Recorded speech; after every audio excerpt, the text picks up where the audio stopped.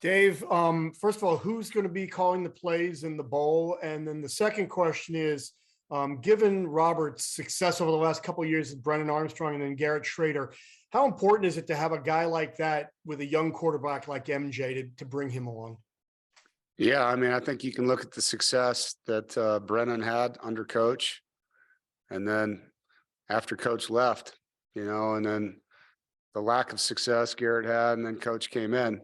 I think those are two live examples in our league of the impact that he had on those two young men. And so our quarterbacks are very fortunate to have a guy like Robert here. Look forward to that. And I look forward not just to them, but the guys we're bringing in, in recruiting. I can't talk about them yet, but once we sign them, I'll be able to, As far as the bowl game goes, it'll be a collective effort. Kurt Roper and Joker Phillips, as you know, have both been coordinators.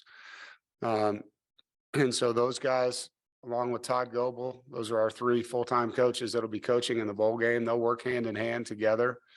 And Kurt will take the lion's share of the play calling responsibilities, but it's going to be a group effort. I can say that.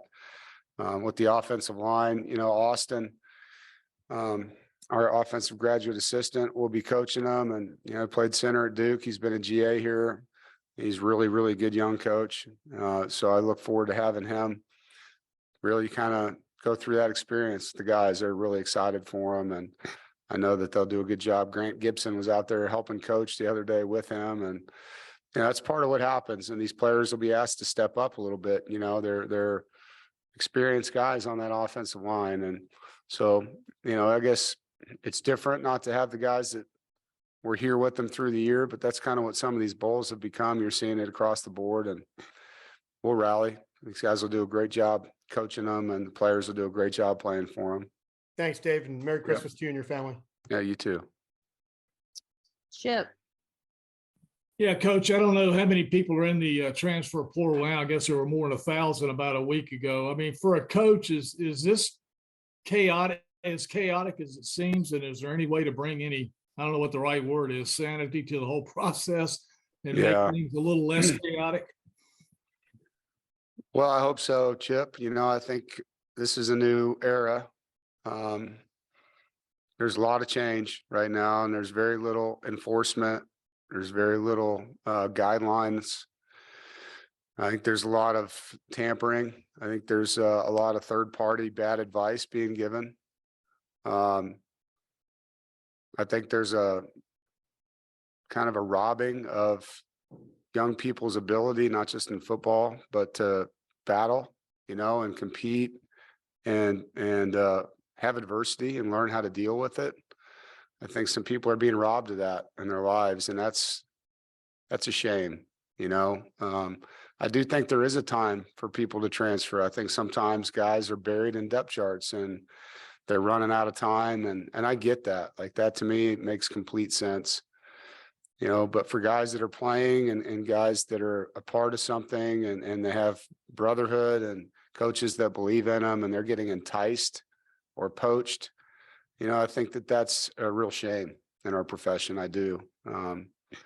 So, I think all of the coaches in the country share this belief, that we'd like to see some changes happen. And I'm not sure what they are. I'm not responsible for that kind of thing, but I can tell you it's not in a good place right now for the young men, for the coaches, for the families, all of it. And there's a place for this. It just needs to be roped in. It needs to be regulated, it needs to be enforced, and it needs to be something that is well thought through. Aaron. Hey, Dave. Curious with NIL, when you're talking about recruiting, this is the second December of going through that process of recruiting, with NIL being a live, I guess, factor or influence. Do you hear more from recruits now about that, or even with guys in the transfer portal, than when you were going through this the first time around? Yeah, I think last year no one really knew what it was going to be like, and now it's kind of commonplace communication as far as questions. And so it's a lot different. In 12 months, things have changed a lot. Yeah, this is for Dave. Dave, just in general, obviously the transfer portal windows kind of changed things in terms of guys announcing. Do you have a strategy for players who've gone in terms of being available for the bowl game? Players that are in the portal are not available for the bowl game. For your team? Okay. All right. Thanks. Gibby? Yeah, Dave, how important are these extra practices that you give for bowls for the young guys? And is there a couple of guys that you could name that might be standing out and have done really well that you're counting on possibly for next year? Yeah, they're critical. I mean, I had 2 practices, so, you know, we've put the whole team through like 8 or 9 periods just to make sure we're keeping our timing and our fundamentals and all those kind of things. And then everyone goes through special teams. And then the guys that have taken the lion's share of the reps are conditioning after that. And then the rest of the team's doing what they do. You know, Josh Crabtree, it's been fun seeing him, and Jalen Coit, Anthony Smith, Julian Gray, Michael Allen, all these young players getting reps, you know, seeing Lyndon Cooper getting reps on the O-line, Jaleel Davis.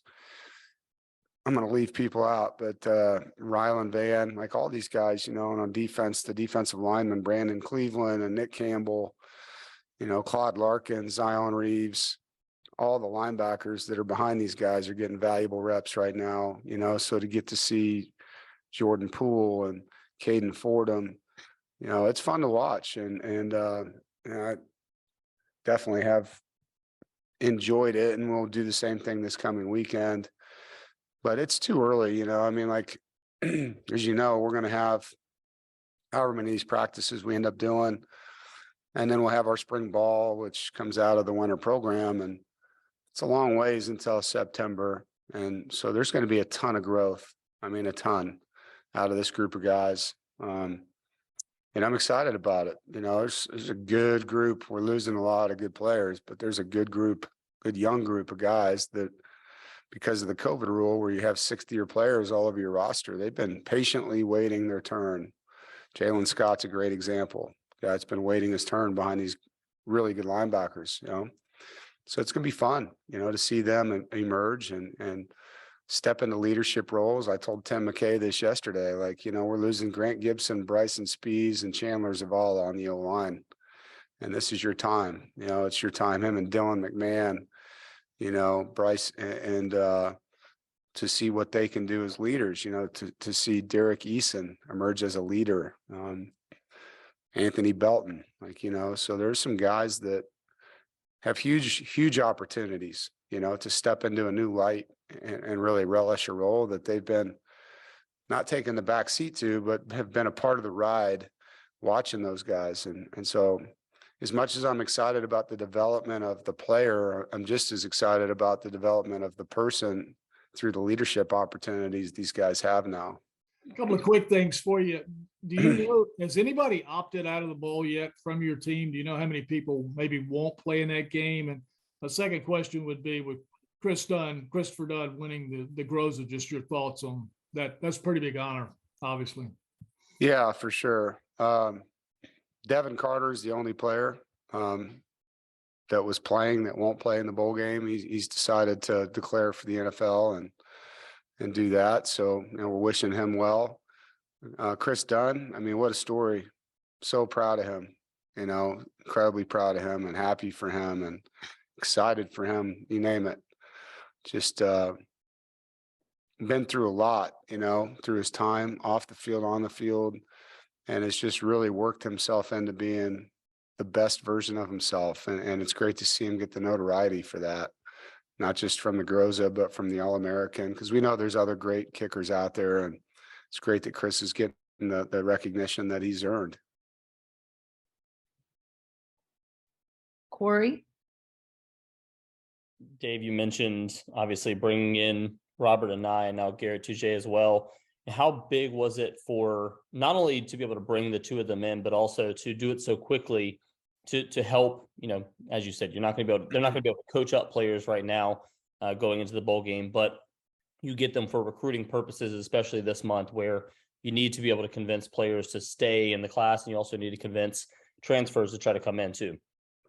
Well, yeah, I think everything has changed. The timeline of Obviously, you've seen athletic directors dismissing coaches early in the seasons, middle of the seasons now, and with the early signing date, with the transfer portal window, people want to know who's gonna coach them.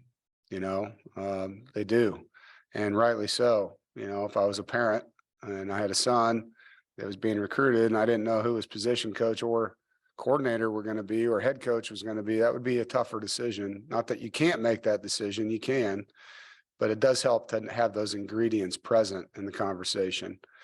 And so we were fortunate, to have the opportunity. I appreciate our administration helping me, and Boo Corrigan was instrumental in this, with the timing of it all.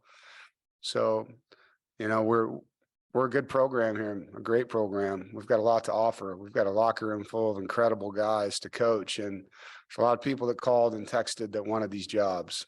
And so I feel like I had a great situation, to hire coaches into a locker room that has these kind of guys returning with this kind of promise. And look, people know how hard we play. They know how tough we are. And I think that sells itself. If I'm a coach somewhere and I can go live in Raleigh, North Carolina and work for a head coach that's been at the school for over 10 years now and be in a locker room full of proven players with a culture like this, it's not as hard as you think to go get a great person to want to be here, and so I'm fortunate to have that, to be able to talk with people about. And in Robert's case, his son's the O-line coach at Campbell. He's got grandchildren that are very close. They live in Fuquay-Varina, so it wasn't just the job, it was also the family.